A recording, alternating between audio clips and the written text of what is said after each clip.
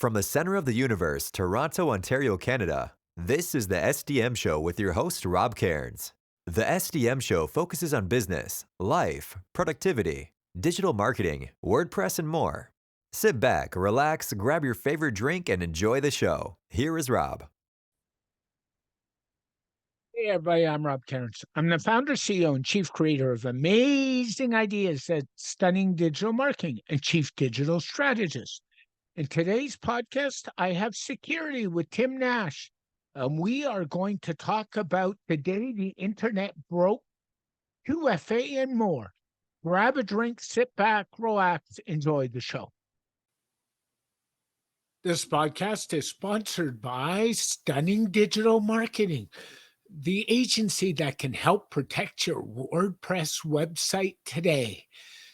Go to stunningdigitalmarketing.com and see what we can do to help you protect your business investment. That's stunningdigitalmarketing.com. Hey everybody, Rob Cairns here, and today I'm here for my monthly with security expert Tim Nash. How are you, Tim? Hello, I'm good. How are you?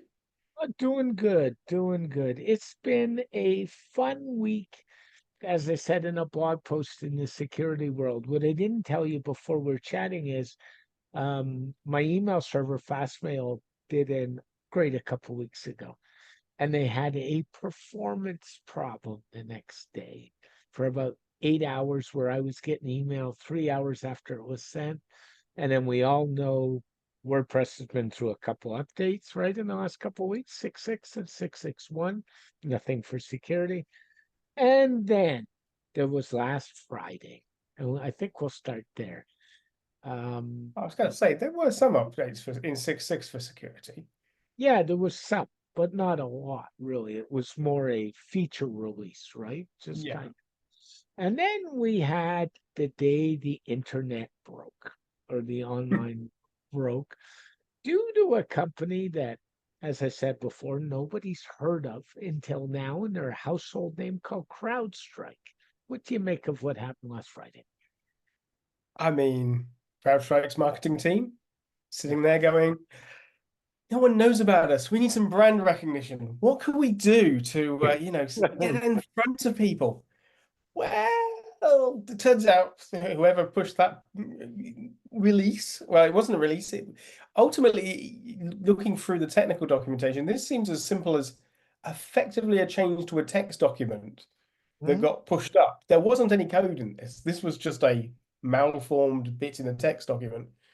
And, it did everything that CrowdStrike wants people to think about. It got their name out there, something that clearly the marketing team were really keen on. And then their big sales pitch is that if you go down for even a short period of time, think of all the damage that causes. That's why you need to have CrowdStrike to protect you from bad actors. Yeah. Well, they demonstrated that beautifully, I think. That indeed, if huge parts of the internet go down and huge parts of infrastructure become unavailable, everything falls to shit. Yeah, so to speak. And, it's funny, I was, in my previous life, I was a support analyst and a sysadmin and all that wonderful stuff. And I was saying, oh, I'm so glad I'm not at healthcare today, because the hospital I used to work for is a CrowdStrike client. So I was kind of smiling and said, I'm glad this is not my problem today, and not my phone ringing, and not my issue. But it also shows how interconnected the world is. I mean, we had banks go down. We had flights. We had all kinds of flight issues in the world, right?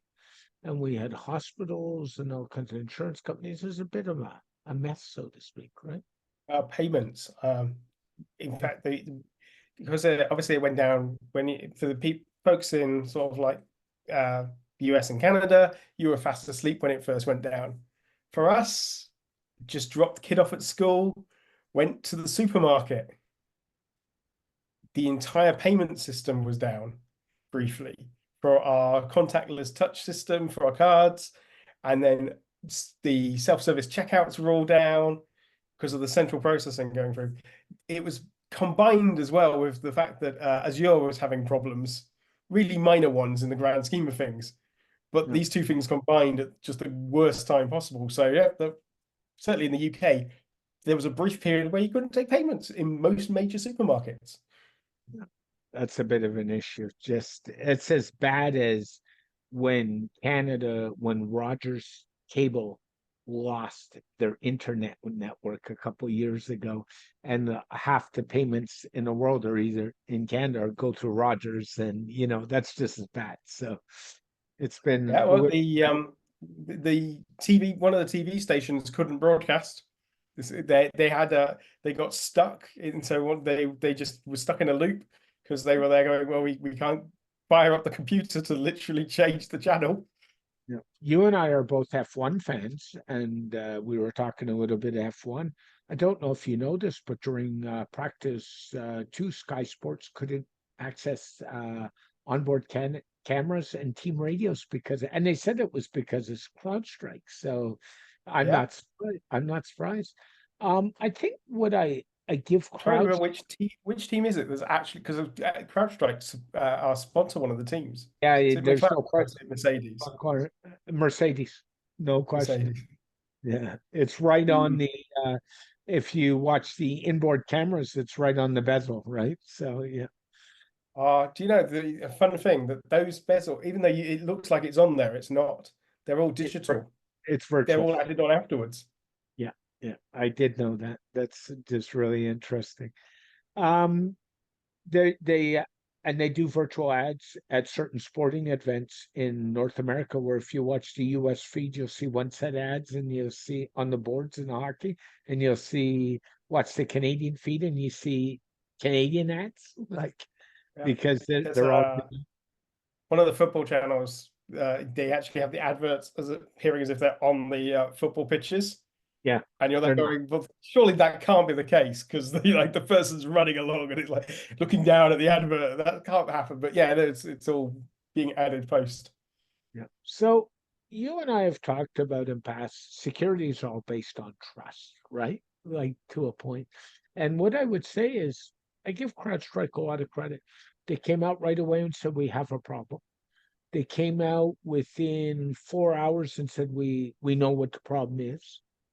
And then they fixed the problem. So for me, as somebody who dabbles in security and has been a sysadmin, I don't have much of an issue of how this was handled. Do you? So I think they were very lucky in some ways in that initially everybody blamed Microsoft. Yep. And I've actually never really in my life felt sorry for Microsoft. Me But neither. that morning, I really did feel sorry for them because every news headline was Microsoft was having a technical way. So they got out, the initial wave wasn't really on them, which gave them a little bit of time, I think, to come up buffer with a response.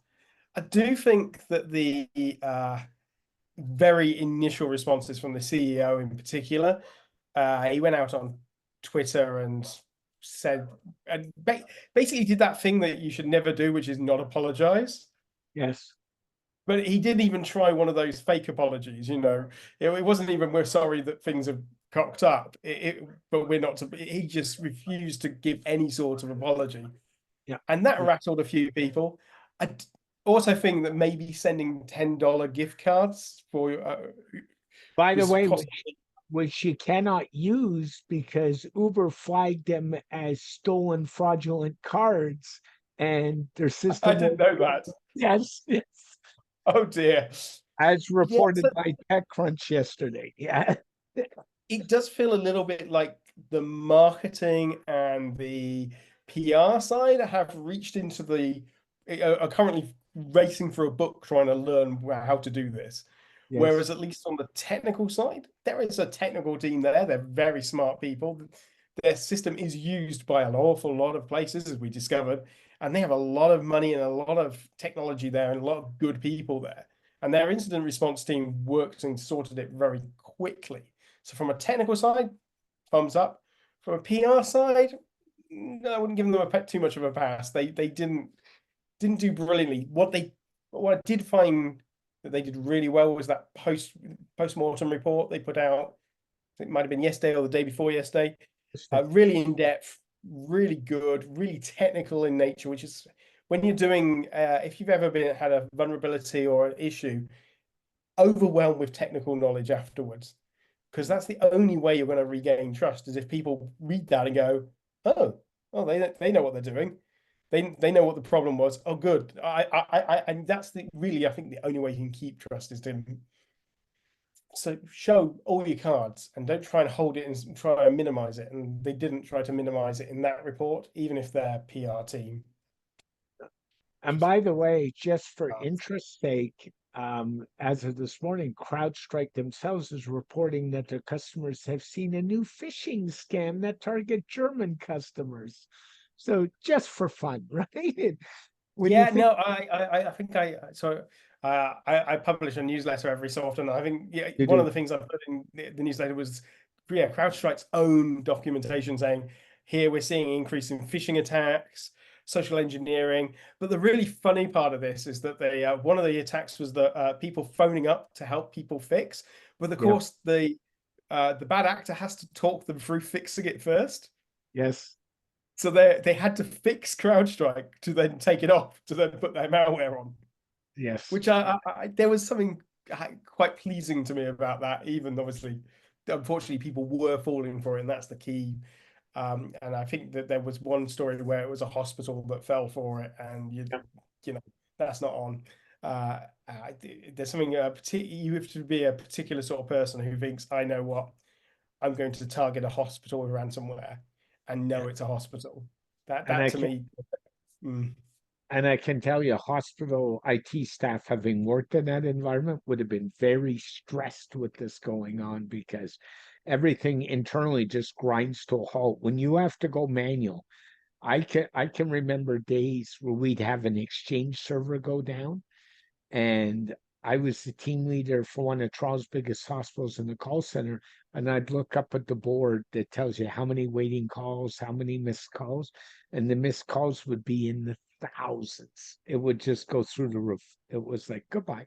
So one of the pictures that were doing the round on Twitter was an MRI scanner with a blue screen, and you're there going, there's huge parts of me that are like, that really cuts through to people's lives were at risk,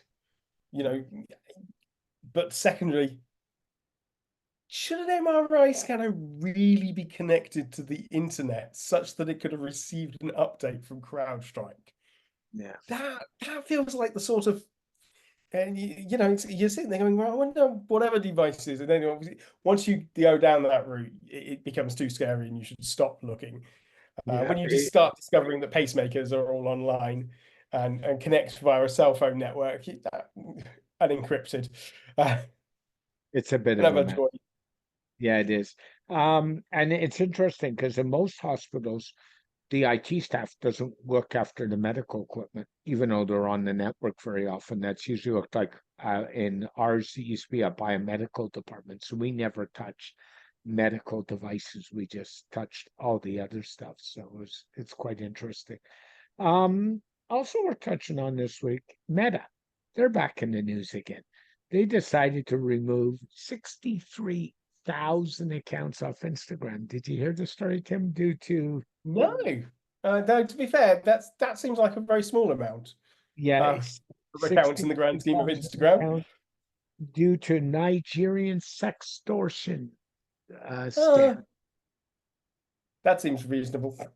Yep. So they went. I haven't come across this, but based on the just sheer amount of these sort of scams that go around, this does not surprise me. The only thing that really surprises me is that they actually took some action, I think, because it seems like both Meta and X, whatever we're calling it this week, Twitter, Elon, those sort of scams are just constant.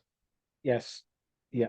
It's at the point, having done a lot of work with Toronto police and past in the high end in the greater Toronto area, they actually have officers that's job is nothing to do but comb social media all day to find out what scams are going on, what's happening, how it's happening.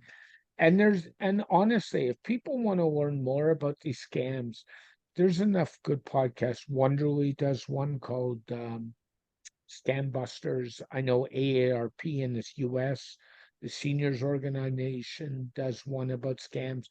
I would really suggest listeners and viewers go watch some of this stuff and educate themselves, because some of this, it's not just the romance scams. Some of them are pretty elaborate. One I listened to recently where they flew the guy they were scamming to Dubai 3 times to get him to spend more money.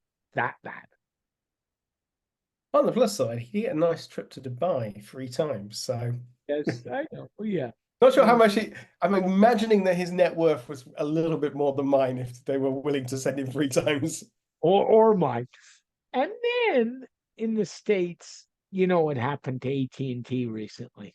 They got hit Mhm. with ransomware. And then AT&T made the right decision to pay 375,000 US dollars to get the ransomware removed. Would you have done that? Well, the really weird thing is that they probably didn't necessarily have a choice. Um, Most big companies, I think this is particularly true for US companies, it's a little less depending on region, will have insurance, and they'll have cyber resilience insurance, or there'll be a variation on the theme of what it's called, which is effectively ransomware insurance. And so it will often, these sort of decisions aren't made necessarily by the company. The company will fully know what would happen next, which is the ransomware is a type of extortion, and what happens is your blackmailer is not going to come back, going to say, "Oh, right, you paid us that, pay us some more," sort of thing. That sort of amount, I reckon that would have been the underwriter of the insurance company would have just said, "Pay it. The damage is less. Just pay it." And so I imagine it was the insurance company's decision to do that rather than AT&T's. And And I guess, they started off wanting $1 million US dollars, and they negotiated it down. And apparently, from what I've read, somebody in the know saw the scammer removing the files, so he doesn't have them. But here's the problem. What's to say they didn't get out before AT&T paid the ransom? And this was all client information. It was all calls that were made. It was all text messages that were made, and it impacted every customer in the US. yep. And weirdly, when you put it like that, you're like going, actually, it's almost like you've got to sit there and think, well, maybe the team, the ransomware team, actually were bluffing, because wouldn't you ask for more? Yeah. That seems like that's not a life. I mean, it is a life-changing sum, but it's not a right. Let's go fight. You can probably fly to a country that doesn't have extradition with the US, but Yeah. could you live there for life on that? Depending on how young you are, maybe not. So that doesn't feel like enough to truly risk it. I would have, turns out that actually I would have had higher standards and would be looking for significantly larger payout for that, I would have thought. But Yeah. My dad was a CFO in the insurance business when he was alive. And somebody once said to him, would you ever think about taking money? I mean, he was the ultimate control. mhm. And he said, you know what, I'd have to take like $20 million and run away and find a cave for my family, because I'm not doing that. And then go hide and never see anybody again. That's not much of a life. So, Yeah. it's just the Yeah. way it. But no, I Um, think it seems such a small amount. Uh, that's the sort of amount you'd expect for. I'll be honest. I've seen WordPress websites that have been hit with ransomware that have been asked for more. no, yeah. I and by the way, speaking of WordPress websites, before we came to this, I was perusing LinkedIn about an hour ago, and you posted something interesting this morning. You were talking about a friend site that you looked at that had been compromised, right? And Yeah. you did, and he did all the right things. But then his FTP password was easy to find. To give him a slight credit, he declares, and I can only go with sure, I believe you. He's a relatively smart guy. He does claim that that was the client who left that Oh, FTP of user and course. password, because when you say it, it's going to sound particularly bad on them. Oh, I'm not going to say it. They can go find your post. Oh, okay. Oh, I will. The FTP user had the name of Test, and it doesn't take a genius to work out what the password was. Yeah, it was Test as well. But Yeah. he'd cleaned that site up. I don't know. He says it half a dozen times. I reckon he probably did more. I came along, and this is the sort of thing that, if you do this stuff enough, this is just a check you do. Yep. But I was in the room with him, so I could see the look on his face when it was like, yeah, and he was just like, I didn't look there. Why didn't I look there? And it's that instant realization that that's so obvious to him after that moment. Well, of course, there's other ways for the site to be interacted and engaged with, but he was so sure because the effects were on the WordPress site that the back door must be on there as well. And so I thought it made for an interesting precautionary tale for LinkedIn, but it was actually, for me, the interesting thing was to sort of see that light bulb moment of Yeah. my site's in, or his client site in this particular case is in a wider context. It's not, there's like a whole server and all the other bits that he'd sort of forgotten about.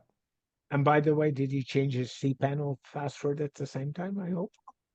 I Yeah, actually, it was on cPanel, it was Plesk, but yes, Just I as sort of sat there and made them go through it. He also, to be honest, changed hosting because it was just quicker and easier. yeah. And one of the nice things is he'd actually had enough stuff beaten into him that he could quickly move hosts, because that's like the easiest way. If you're gonna have set up at this stage, he had burnt this website down, so he was rebuilding it each time rather than trying to find the individual hacked files. And so it was just easier to say, actually rebuild it over here, Yeah. which completely guaranteed that, because suddenly the other problem that was with that particular site was there was like, I think it was 8 or 9 FTP users that on there. He didn't know who they were. And when he approached the client didn't know who they were. And I mean, we have this problem with WordPress users. When you log onto a site and there's like, hey, there's 28 admins. Yes. Why are there 28 admins? And who are 25 of these? So I was on a site the other day and I logged in and there was like, okay, so WP Engine have a user on here. And Cloudways have a user on here, and SiteGround have a user on here. Which way round are they going? Are they going up or down the ladder? I was like, 3 separate hosting companies had a user account on this site. that means So the site probably been on 3 separate hosting at one time. yeah, and had problems on all 3 of them. Oh, great.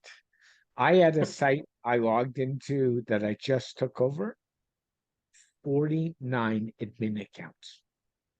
Ooh, So, that might be a record for the number that so I've I, heard of. I went in, and the first thing I did was made them all editors, and I put my feet up, and I sat back, and I'm waiting for the screaming to start. We are now 2 days later, and I haven't heard one peep. Yep.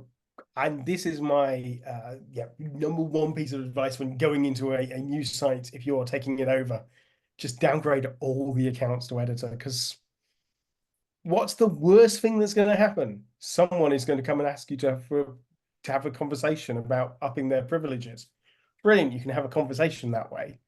Yeah, I would imagine that if you started if you went and checked how many of those had active sessions, you'd find the answer was 0. And that the last logins are probably a year ago from vast majority, if not more. it's true. Um, so that kind of it was just an interesting post, and thanks for putting it out there, because I think a lot of people don't think to check things like FTP passwords, cPanel passwords, Plex passwords, hosting passwords. And then my favorite topic, and kind of we'll leave it at that, is let's talk 2FA for a minute. I was in a group the other day, and I said one of the things I insist on is all my clients have to have 2FA turned on. Don't care who they are. And this guy, being a developer, said, that's too hard on a client. And I said, but the purpose of security is to be difficult. And the purpose is to be difficult, but it's always a cross between ease of use and being difficult. Let's be honest, right? It's like, how hard do we want to make it? And that. If you were turning 2FA on, what methods would you use and not use? So I'm going to preface this with, I totally agree. 2FA, I think, is such a useful thing. And it's also, I think any 2FA is better than none. Yes. Because quite often when we hear about 2FA, someone will say, I get an SMS text message, and someone will go, oh no, that can be easily spoofed in this way, this way, and this way. It's like, yes, particularly again in more US and Canada, where your telecoms networks seem to be incredibly insecure by default. Thank you. And by the way, while we're talking about your telecom networks being insecure, don't use voice validation to get into your account, please and thank you. I think we're too far backwards that I don't think there are too many of our systems in the UK that have voice validation style ones. But even in the US and Canada, if I had the choice of SMS or nothing, SMS is it's an extra factor. The chances of if I'm being targeted, they're going to get in regardless eventually. So again, email, I don't mind it sending me an email link to put through if that's the only option. Now, would I like you to be using a nice shiny U2F key? Sure, a UB key or similar. There's one literally lying here. There's one right here too, by the way. Yeah. So, yep. Do you have a backup to that Uber key, Tim? Yes, I do. Not here. Yeah. So that was if you've got a hardware, if you're taking hardware tokens, you need 2 of them. And every time it asks you to put in a key, you need to put in 1 key and then have a second key. Because if you've only got one, and I've actually had this happen to me, in what can only be described as if I was in a film, I dropped my original UB key on the floor and drove over it in my car. Oh no. It did not survive. This is a few years back, but yeah, don't do that. Have a backup as well. And ever since I've had the backup, I also rotate them regularly. So I put I've got one in a nice safe place and one that's normally either on my keychain or in my wallet. And I take the one that's in the safe place and swap them over. Yep. Just so I'm regularly using both. But if you want to use a authenticator app, Google Authenticator is an example, I wouldn't recommend using that particular one because it doesn't have any real relative backup systems. They become more complex. They have a tendency to break a little bit more, but they're still really valid systems. I wouldn't use Google Authenticator though. That's the only sort of one I'd say no to. And I'd be really cautious about maybe using, let's say you run, I don't know, Bitwarden or 1Password, and they've got these, they normally offer you one-time password systems inside them. If you're using that as your password and using it to get your one-time token, is that now multi-factor? No. So I'd argue, and that's what I would argue, probably not. There might be scenarios where it could be. But yeah, generally, I'd rather people just use it than worry too much about the nuances of, hey, we could have these many hypothetical scenarios. If, however, you are being chased by a state actor and whatever is here is hypercritical, please don't use an SMS system, an email, and only use hardware tokens, and don't be online and all the other things that you really shouldn't be doing at this stage. So true. And the other thing I would say is if you're using an authenticator app and you choose to go that route, make sure you put it on 2 devices. Phones break. I know of I, one. I know one case where a colleague of mine who's a smart dev called me up and he said, Rob, and the words that came out of his mouth aren't printable. So his Pixel phone died. He was using Authy, and he didn't have his authenticator app on another phone. yeah, I have a similar story where I had a friend who I had convinced them password managers are the future. They'd moved everything into their password manager. They had set it up, and then I do not quite understand the chain of events that this happened, Uh-oh. but they were basically using a service. I won't name which service it was, and the service suspended their account. Ah, Now, they were using that service for passwords and one-time password codes. Okay, we can recover these, reset passwords, right? One-time passwords. Where are the recovery keys? Stored in the password manager. That is an example of putting all your eggs in one basket. which is not a good way to protect No, yourself. no, they ended up having to recreate huge parts of their digital footprint. Oh no. Um, and it wasn't even a case of, oh well, just pay them. There was a long, complicated chain of reasons why they couldn't Yeah. gain access to this account again. And the other thing worth mentioning, while you talk about digital footprint, is do you have a backup if something happens to you? So what happens So if you become incapacitated tonight? What happens if you end up in life-threatening situation or worse, die? How do you deal with that? And that's an issue in itself. it is, and I can talk about a little bit about how I Sure, manage I'd love it, to hear. I'd love which to hear. is that there are notes that certain people know where they are, Mhm. and that those will allow them to get to with two people will be able to recreate enough to get to a password vault that is got enough passwords to get into some very basic things. Mhm. Um, Mainly for banking, I'll be honest, because as somebody who has gone through the process of probate and having to deal with that Yeah. sort of thing, actually just being able to knowing, just being able to be told, oh, actually these are the bank accounts and the bank numbers and that sort of really basic information. Um, a lot of my personal stuff, photos and documents, are on a machine here, and Mhm. there is a remote backup, Yeah. and they could gain access to those. Mhm. But what they couldn't gain access to, for example, is my email, because I don't think that that's necessarily the right thing for them to have access to. Okay. And they couldn't. They can, yeah, they can actually get access. You can, a couple of the social media accounts, people like Meta allow you to assign somebody to basically have access to say that you died on your account. I've forgotten quite the term they use.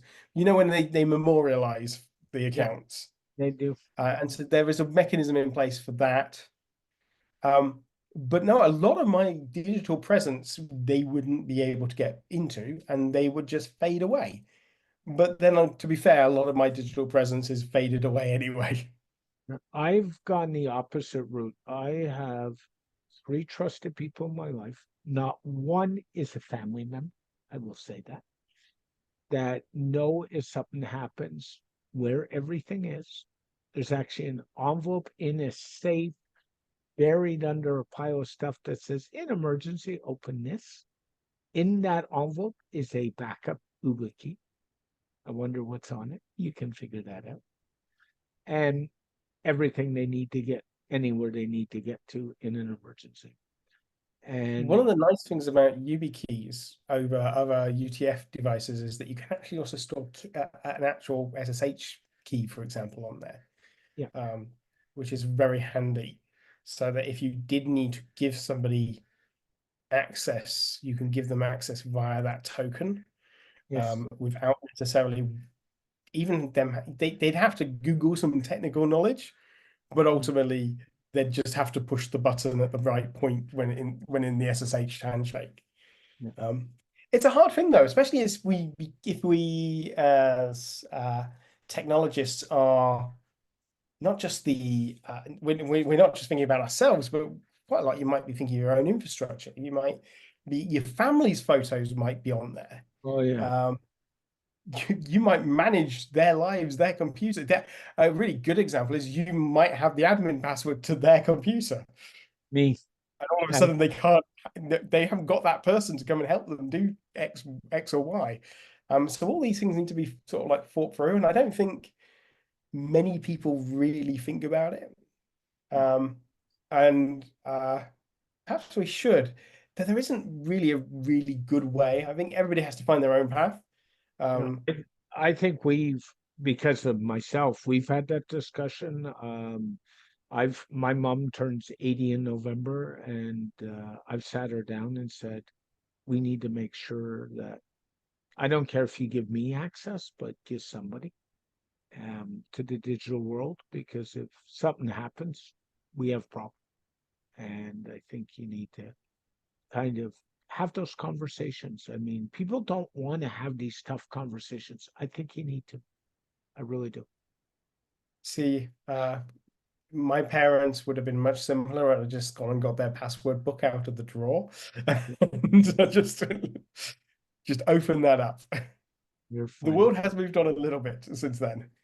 Does it, But does the password book say passwords on the outside too? yeah, no, it did. To be honest, the password book, I'm not necessarily I don't mind password books like that. Not least because if you'd open this thing up, this had like 15, 20 years of their digital world since like the yeah, early 90s. It would like had the first computer's password in it, sort of thing. Um, and it's scribbled out various bits and initials all over. If you could truly decipher it, you probably deserved whatever was in it. And I'll be honest, your average thief, if they're breaking into a house, they're going for the TV, they might go for the computer. Are they going to pick up that little black book that's just sitting to one side? No.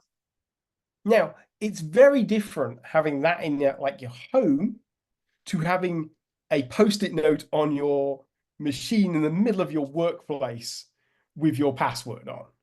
That's different.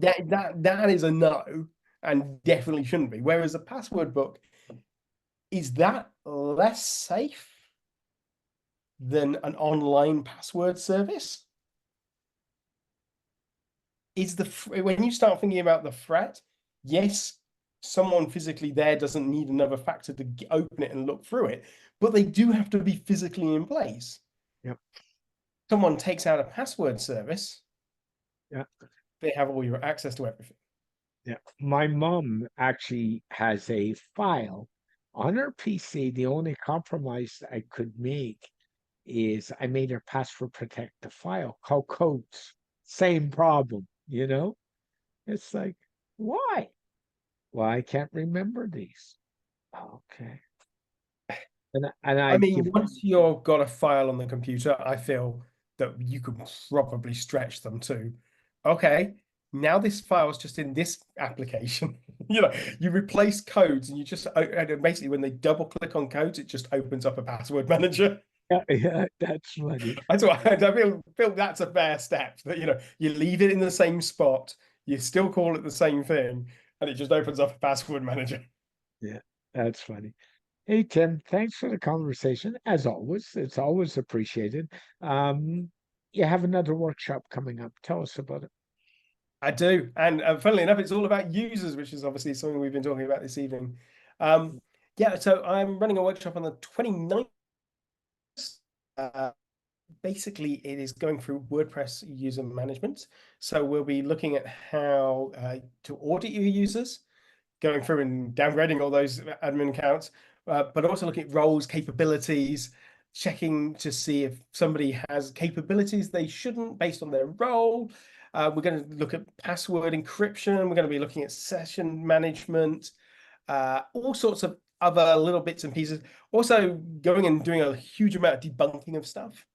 And hopefully it should have something for everyone. I'm really excited about it because this is the workshop that people have requested, which I was really pleased about because I've wanted to do it for ages. But B, this is the workshop I wanted. This is the workshop I think I wanted to give to pretty much every one of my clients and sort of have done drip feeding. And it's the same workshop I've wanted to give to developers because everybody can learn the same things. And even if the stuff I'm telling them is not new, it'll be presented in a way that's like ramming it down your throat, basically, so you will implement it. So anybody who comes on the course, I'm pretty guaranteed that they'll learn something. And if they don't learn something, they'll have been given enough of a kick up the butt to implement it. And I'm sure they won't have implemented everything that they should have done.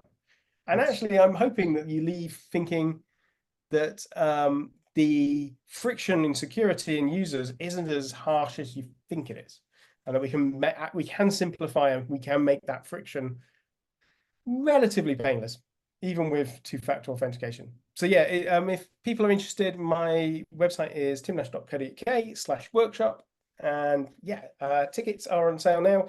Early bird finishes on the 7th of August. That's awesome. And I would encourage you to go watch the workshop and get to know Tim and his knowledge because it's well worth seeing. So, and if somebody else wants to talk to you, how's the best way?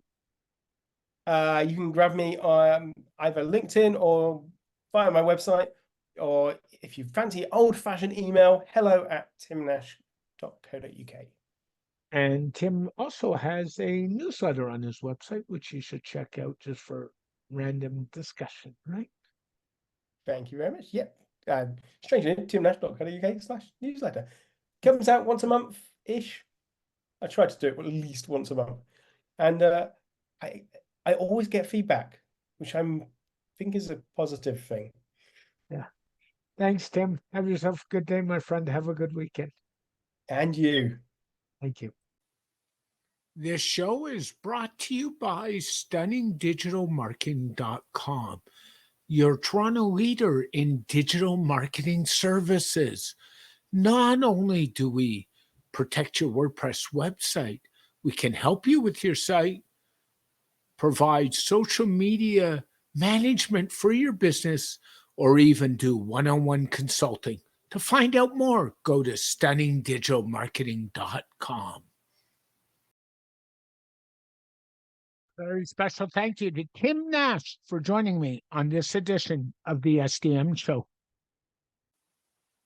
This podcast is dedicated to my late father, Bruce Cairns. Dad, I miss you very much. I love you, and I think about you every day.